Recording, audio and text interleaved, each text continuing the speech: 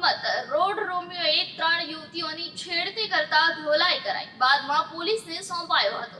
યુવતીઓ સાથેની છેડતી કરવાના કેસ સતત વધી રહ્યા છે, ત્યારે સુરતના ખાપોદરા વિસ્તારમાં છેલ્લા 3 દિવસથી યુવતીઓની છેડતી કરવામાં આવતી હતી, જેથી આજે યુવતીઓએ રોમિયોને ઝડપી લીધો હતો। બાદમાં તેને મારતા મારતા રણચંડી બની હોય તેમ યુવતીઓ યુવકને ખાપોદરા પોલીસ સ્ટેશન લઈ પહોંચી હતી, જ્યારે રોમિયોને પોલીસ હવાલે કર્યો હતો।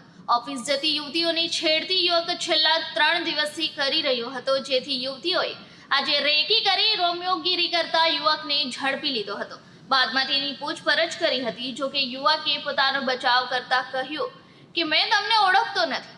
બાદમાં યુવતીઓએ મારવાનું શરૂ કરતા લોકો એકઠા થઈ ગયા હતા। યુવતીએ કહ્યું કે શનિવારે અમે ઓફિસ આવતા હતા ત્યારે અમારી સામે ખરાબ શબ્દો બોલી ગયો હતો, 2 થી 3 વાર યુટર્ન મારીને બોલી ગયો હતો। તે દિવસે અમારા હાથે ન આવ્યો, અમે તેનો તે દિવસે ચહેરો જોયો ન હતો।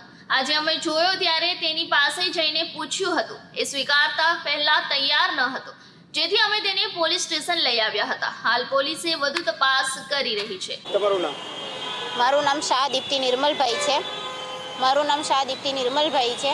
અમે શનિવારે ઓફિસે આવતા હતા ત્યારે એ વ્યક્તિ, એને તો હવે ભાઈ બી નહીં કહેવાય કારણ કે એને ભાઈ જેવી મર્યાદા રાખી જ નથી, તો એની માટે એ જે વ્યક્તિ હતો એ અમે આવતા હતા ત્યારે અમને ઊંધા બહુ ખરાબ રીતને ખરાબ વાણી વાપરીને ગયો છે, ખરાબ શબ્દ બોલીને ગયો છે, જે અમારે અહીંયા બોલાય એવું નથી, કારણ કે એના જેવા નાલાયક અમે નથી।